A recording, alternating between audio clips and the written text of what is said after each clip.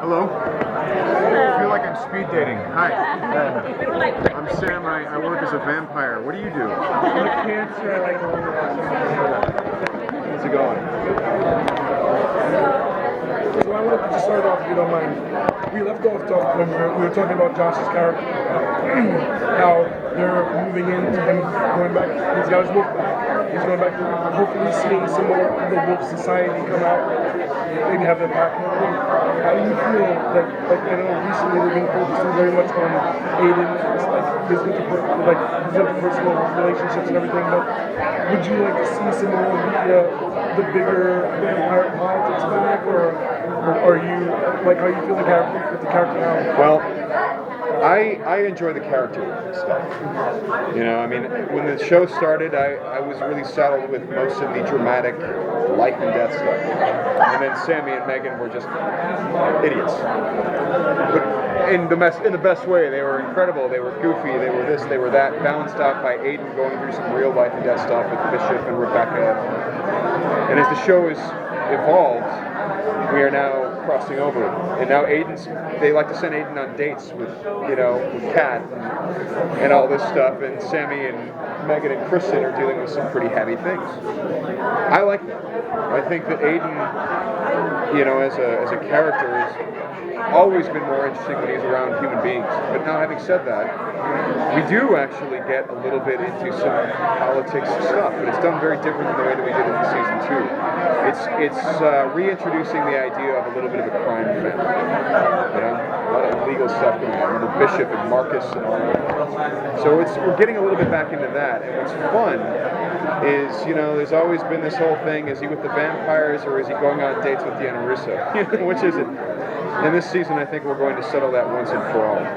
But I mean, early on, not to spoil anything, but it's really nice that we have moments where people who are now trying to put together this new vampire crime family, who realize that he is older and has more experience than all of them, are going to Aidan for help. And Aidan says, I don't want anything to do with that. That sucks. Season 2 went very badly for me. I'm not doing that. But if you are going to do this, avoid this. You're going to have to get someone in the police to do this. You're going to have to do that. That's all I'm going to tell you. He gives him little hints, which says that now he's still a little bit invested in this. And when he sees them making mistakes, he's like, no, you idiots. No.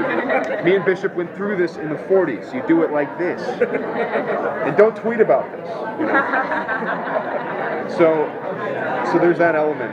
And, it's interesting because Megan Rath's character says to Aidan at the end of season 3, when Aidan's trying to come clean about having killed Kat's ex-boyfriend, that he should learn to live with it. Terrible advice. Terrible advice. I mean, but advice that makes sense coming from a dead girl. She's like, look, I mean, death is this, death is that. It isn't the end. I mean, don't feel so bad. And Aidan's like, oh, okay. Well, I guess I'll keep dating Kat. Bad move. I mean, well, in a way. But what's also interesting is, and I'm very excited about this, for anyone that's wondered why Aidan hasn't killed himself, and that's been addressed in season 1 and a little bit later on, because this is a guy who's like, oh, I don't want to hurt people, but he knows that for every year that he's going to be alive, at least 1 to 25 people are going to meet their demise. And we offer a very definitive and very interesting answer to why he hasn't done that. And Aidan isn't the one that answers that question. Actually, it's something that Mark Pellegrino gets to reveal that has always been plaguing vampires. And it's something actually I'm very excited about. He's always selling how awesome it is to be a vampire. And Pellegrino is then put in a position where he's got to go, there's one weakness, one problem. But everything else is awesome, so don't worry about it. So we're going to see Mark Pellegrino again.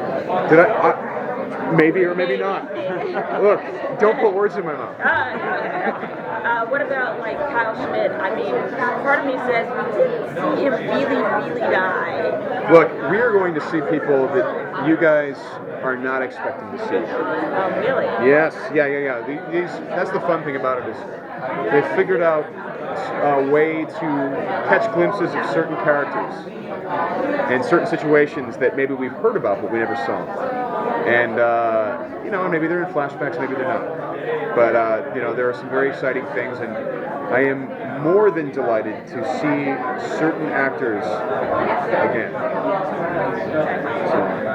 Is there any reason as to why vampires don't become ghosts when they go to dust? Sorry, what? Is there a reason why vampires don't become ghosts? Can't hear you. Cannot hear you, dude. Good question. I like the question a lot. I'm always good for one every year. It's good. Keep that one in mind. Kind of a weird question. I write on geek etiquette, so I was wondering, living with paranormal roommates, what would be your top etiquette tip? Like how to handle? Don't bite your roommates. It's a good way to start, anyway. Yeah. Can you tell us something funny that happened to you while shooting, something embarrassing, and something what was the most difficult thing that you ever had to shoot on the show? Start with the most difficult. Rebecca's death. We were shooting that in below zero weather. In that particular group of episodes, there were some flashbacks with Bishop that took place, and there was snow everywhere.